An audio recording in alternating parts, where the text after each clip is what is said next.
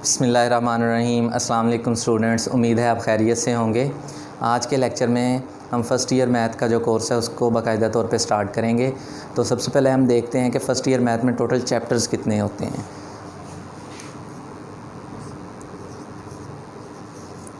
Total chapters हमारे पास होते हैं 14। जो 1 से लेके 8 चैप्टर्स हैं ये हमारे पास कहलाते हैं अलजेब्रा, एंड 9 से 14 चैप्टर्स हैं ये हमारे पास कहलाते हैं ट्रिग्नोमेट्री।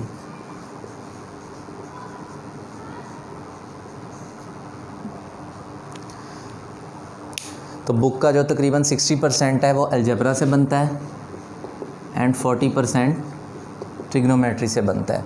तो जो पेपर की डिवीज़न है वो भी 60% अलजेब्रा से होती है और 40% ट्रिग्नोमेट्री से होती है।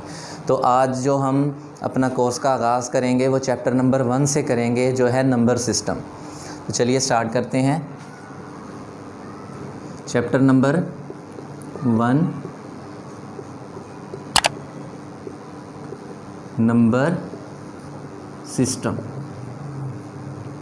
और टॉपिक है हमारा नंबर सिस्टम में आज सिर्फ हम इंट्रोडक्शन पढ़ेंगे। नंबर सिस्टम का इंट्रोडक्शन। बहुत सी फील्ड में जब आप इंटरव्यू या एग्ज़ाम देने जाते हो तो ये टॉपिक पूछ लिया जाता है, इसलिए ये वाला टॉपिक जो सा है ये बहुत ही इम्पोर्टेंट टॉपिक है एग्ज़ाम के पॉइंट ऑफ व्यू से। तो इसको ध्यान से समझिएगा, ये आपके फ्यूचर में काफ़ी आपके काम आने वाला है। तो जब आप नंबर सिस्टम का नाम लेते हैं तो आपके जहन में सबसे पहले क्या चीज़ आती है? नंबर्स सबसे पहले हमारे जहन में आते हैं। और नंबर्स क्या होते हैं? 1, 2, 3 ये वाले नंबर्स होते हैं। तो सवाल ये पैदा होता है कि क्या चीज़ थी, कौन सी ज़रूरत महसूस हुई मैथमेटिशियंस को कि उन्होंने ये वाले नंबर्स डिफ़ाइन किए। तो इसके लिए हमें थोड़ा सा हिस्ट्री में जाना पड़ेगा। आज से हज़ारों साल पहले जब लोग भेड़ बकरियां चराते थे, इस काउंटिंग का उस वक्त तसव्वुर नहीं था। वो अपनी चीज़ों को, अपनी भेड़ों को, बकरियों को किसी दूसरी चीज़ के साथ कंपेयर कर लिया करते थे।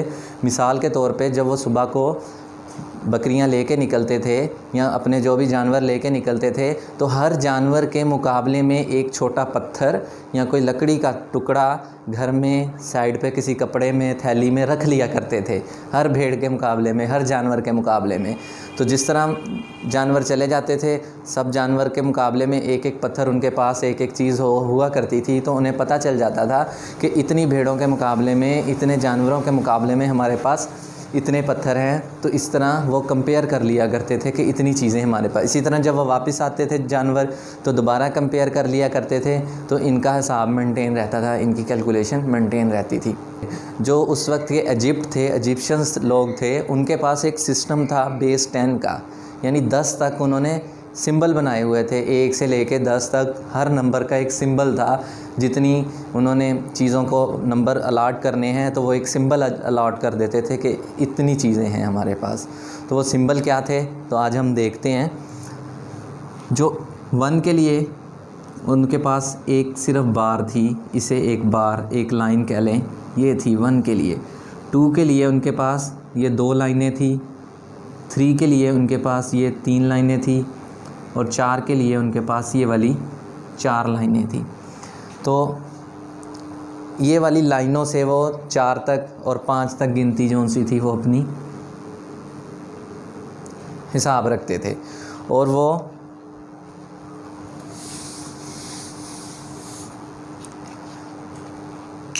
दस के लिए जो सिंबल यूज़ करते थे वो ये वाला था 10 के लिए।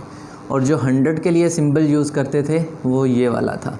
अब ये सिंबल्स तो वो यूज़ कर रहे थे, लेकिन ये सिंबल सिर्फ 10 तक थे। और अगर आपको 10 के बाद गिनती के लिए आपको कोई नंबर चाहिए या कोई सिंबल चाहिए तो वो इसी को रिपीट कर लेते थे, इन्हीं सिंबल्स को। जैसे कि अगर उन्होंने 13 लिखना है तो ये 1 के लिए ये टेंस है ना, तो एक 10 का सिंबल लिखेंगे और 3 के लिए ये वाली 3 लाइनें लगा देंगे, तो ये उनका 13 हुआ करता था। अगर उन्होंने 324 लिखना है तो 300 के लिए 100 वाले ये 3 सिंबल डालते थे। और 20 है तो 2 है तो 2 ये वाले डालते थे। और 4 के लिए ये वाले 4 लाइनें लगा देते थे, तो ये उनका 324 हुआ करता था।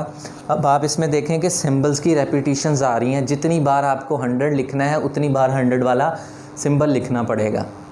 अगर आपने 1800 लिखना है, 1800, तो ये वाले सिंबल है ना जो उनसे आपको ये 18 टाइम्स लगाने पड़ेंगे, 18 टाइम्स। तो उन्होंने एक सिस्टम बनाया, नंबर्स बनाए। ये वाला जो नंबर था ना 1, इसको वो 1 कहते थे क्योंकि इसमें एक कॉर्नर था, एक एंगल था। तो ये एक लॉजिक बन गई उनके पास कि ये 1 इसलिए है कि इसमें एक कॉर्नर है, एक एंगल है। अब 2 के लिए वो ऐसा सिंबल यूज़ करते थे 2 के लिए जिसमें 2 कॉर्नर हों। तो इसको किसी दो चीज़ों को अगर उन्होंने काउंट करना है तो उसका रिकॉर्ड के लिए ये वाला सिंबल यूज़ करते थे। 3 के लिए वो जो सिंबल यूज़ करते थे वो ये था क्योंकि इसमें 3 एंगल हैं या 3 कॉर्नर हैं। 4 के लिए भी इसी तरह वो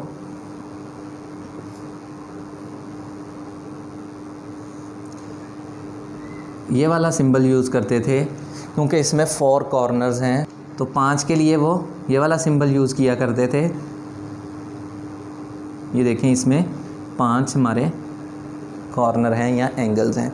और 0 को वो 0 ही लिखते थे क्योंकि 0 में कोई एंगल नहीं है, कोई कॉर्नर नहीं है, इसलिए उन्होंने 0 को ये वाला सर्कल बना दिया। अब उन्होंने इस सेट को, इस सिंबल्स को एक सेट बना दिया जिसे उन्होंने कहा सेट ऑफ। अब ये जो नंबर्स थे इनको उन्होंने, आजकल जो हम लिखते हैं वो इस तरह लिखते हैं, असल में जो इसकी लॉजिक है वो ये है कि इसमें कॉर्नर होते हैं। उन्होंने एक ये काउंटिंग सेट बना दिया, उन्होंने इसे कह दिया सेट ऑफ नेचुरल नंबर।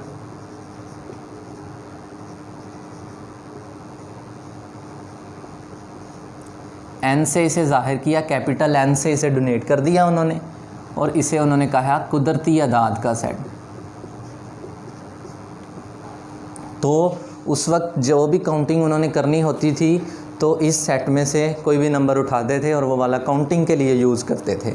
अब उस वक्त ज़ीरो का तसव्वुर भी था, लेकिन वो ज़ीरो को नेचुरल नंबर में नहीं रख सकते थे क्योंकि कुदरती अदाद हैं और कुदरती तौर पे जो ज़ीरो का तसव्वुर नहीं पाया जाता, क्योंकि अगर कोई चीज़ फ़िज़िकली मौजूद है तो आप उसे काउंटिंग में ज़ाहिर करेंगे। अगर 1 है तो आप उसे 1 कहेंगे, अगर यहाँ 1 मेज़ है तो आप इसे 1 मेज़ कहेंगे, 2 मेज़ हैं तो 2 मेज़ कहेंगे, अगर नहीं कोई मेज़ पड़ा तो आप कहेंगे इस कमरे में या इस चीज़ इधर जो है कोई मेज़ नहीं पड़ा। आप ये नहीं कहेंगे कि यहाँ 0 मेज़ पड़े हैं, इसलिए कुदरती तौर पे ज़ीरो का तसव्वुर नहीं है।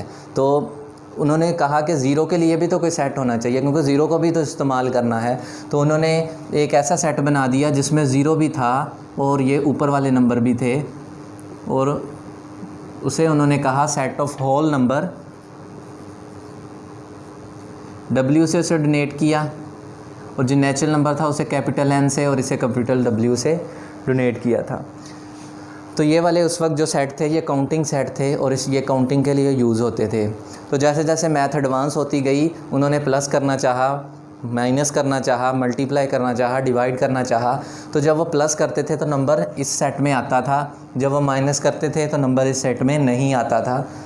कुछ नंबर्स ऐसे थे जो इसमें नहीं आते थे। मिसाल के तौर पे अगर वो 2 में से -3 करते थे तो -1 आता था।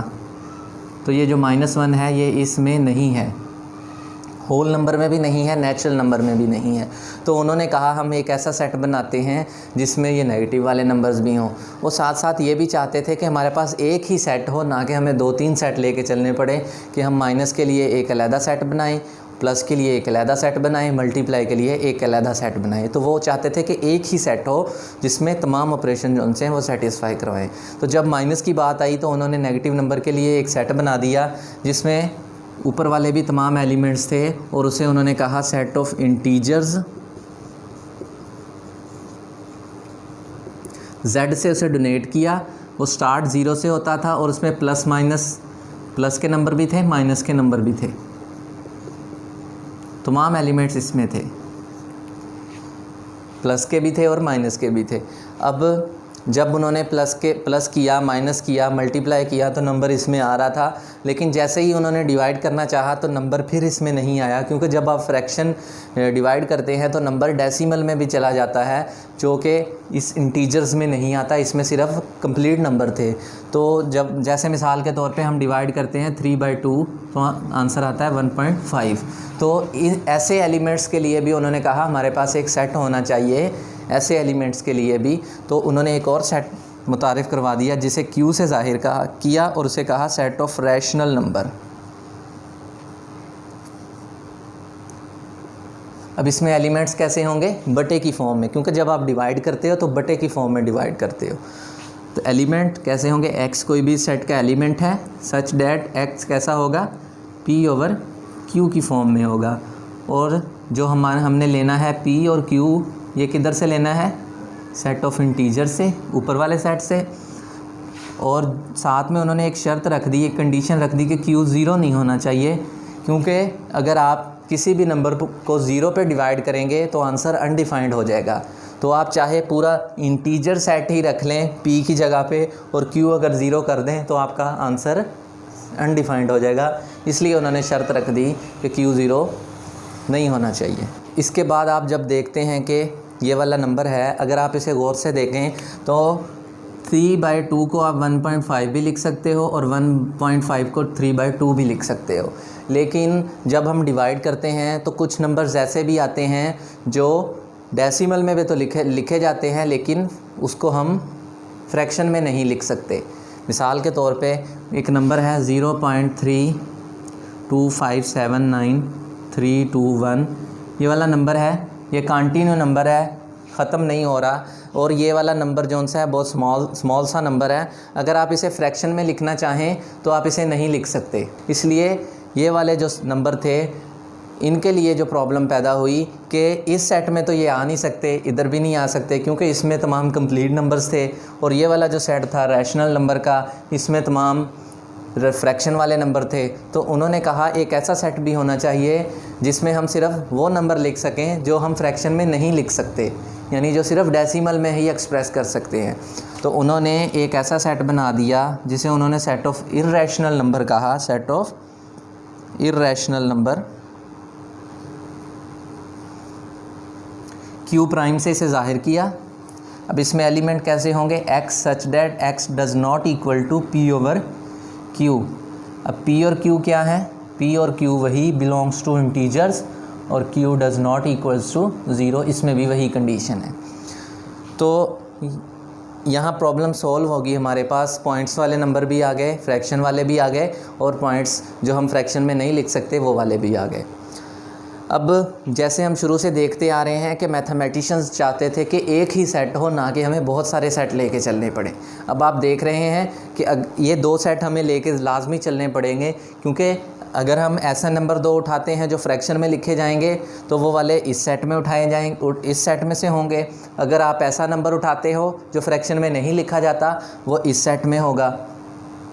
इसलिए मैथमेटिशियंस तो वो ये चाहते थे कि हमारे पास जो सा एक ही सेट हो, तो उन्होंने इन दोनों सेट को मिला के एक ही सेट बना दिया कि इस दोनों के एलिमेंट उस सेट में चले जाएंगे, और उस सेट को उन्होंने कहा set of real number. Capital R से उसे उन्होंने डोनेट किया, और उसमें एलिमेंट्स कैसे होंगे? Q वाले एलिमेंट भी होंगे और Q प्राइम वाले भी होंगे। अगर इनका यूनियन ले लें तो दोनों सेट्स के एलिमेंट इसमें आ जाएंगे। यूनियन की प्रॉपर्टी होती है जिन 2 सेट का यूनियन लिया जाता है उन दोनों सेट के एलिमेंट उसमें आ जाते हैं। तो ये हो गया सेट ऑफ रियल नंबर। उस वक्त तक दुनिया का सबसे बड़ा जो सेट था वो रियल नंबर का सेट था। तो इसमें एलिमेंट जो हैं वो आपको मैं थोड़ा सा एलोबरेट करके बता देता हूँ कैसे होंगे।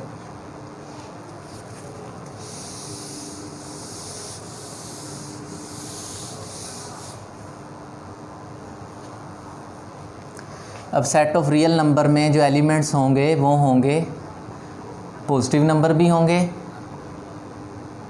नेगेटिव नंबर्स भी होंगे,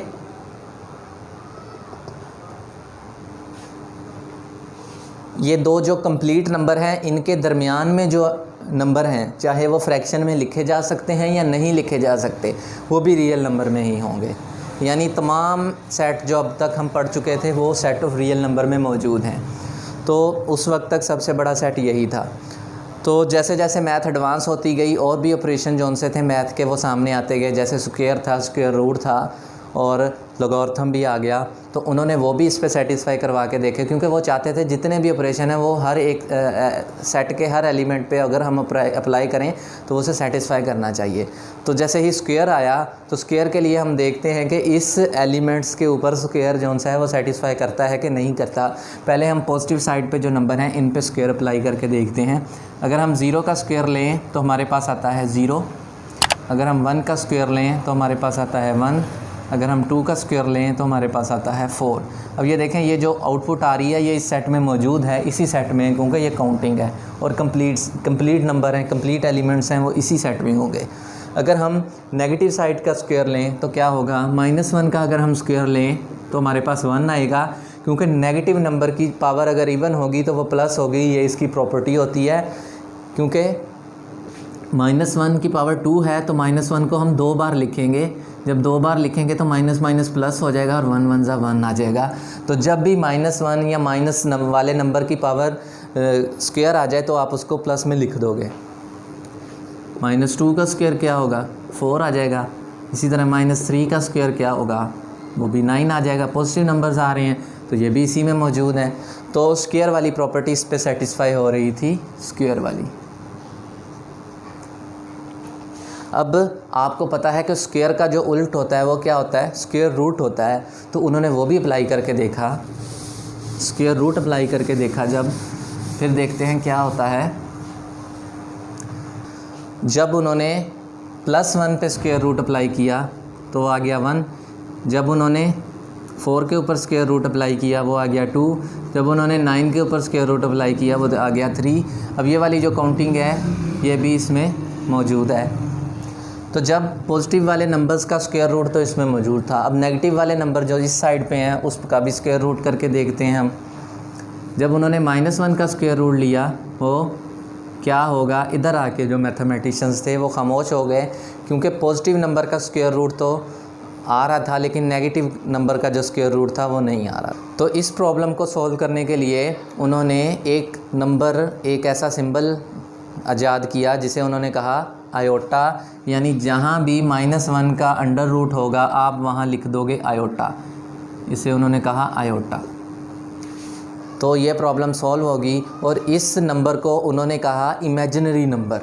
कौन सा नंबर, इमेजिनरी, क्योंकि वो ये इमेजिन किया हुआ नंबर है, ये कोई रियली नंबर नहीं है, यानी फ़िज़िकल नंबर सामने वाला नहीं है, ये एक इमेजिन किया हुआ नंबर है कि जहाँ भी -1 का अंडर रूट होगा वो एक इमेजिनरी नंबर होगा। किसी भी माइनस वाले नंबर का अंडर रूट क्या होगा, इमेजिनरी होगा। तो -2 का अंडर रूट क्या होगा, अंडर रूट 2, और जो -1 है साथ वो हम अलहदा कर देंगे क्योंकि इसके रूट की प्रॉपर्टी होती है, तो ये बन जाएगा अंडर रूट 2 आयोटा। इसी तरह -5 का अंडर रूट ये हो जाएगा अंडर रूट 5 आयोटा। तो ये वाली प्रॉब्लम सॉल्व होगी कि ये भी हमारे पास एक एलिमेंट आ गया जिसे उन्होंने कहा इमेजिनरी नंबर। अब इसको किस सेट में रखें, इमेजिनरी नंबर को किस सेट में हम जाहिर करें। रियल नंबर में तो जाहिर नहीं कर सकते थे क्योंकि उसमें सिर्फ कंप्लीट नंबर थे, रैशनल और इरेशनल का यूनियन था, इमेजिनरी नंबर तो उसमें नहीं थे। तो उन्होंने चाहा एक और नया सेट बना दें। अब अगर नया सेट बना रहे हैं तो उन्होंने साथ में ये भी कहा कि जैसे हम पीछे करते आ रहे थे कि जो पिछला सेट होता था वो आने वाले हर सेट का सबसेट हुआ करता था, पिछले तमाम सेट आने वाले सेट में मौजूद होते थे। तो उन्होंने जो नया सेट बनाया उसे उन्होंने कहा सेट ऑफ कॉम्प्लेक्स नंबर, सी से उसे ज़ाहिर किया।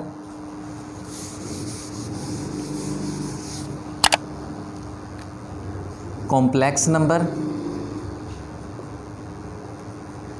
सी से, कैपिटल सी से ज़ाहिर किया।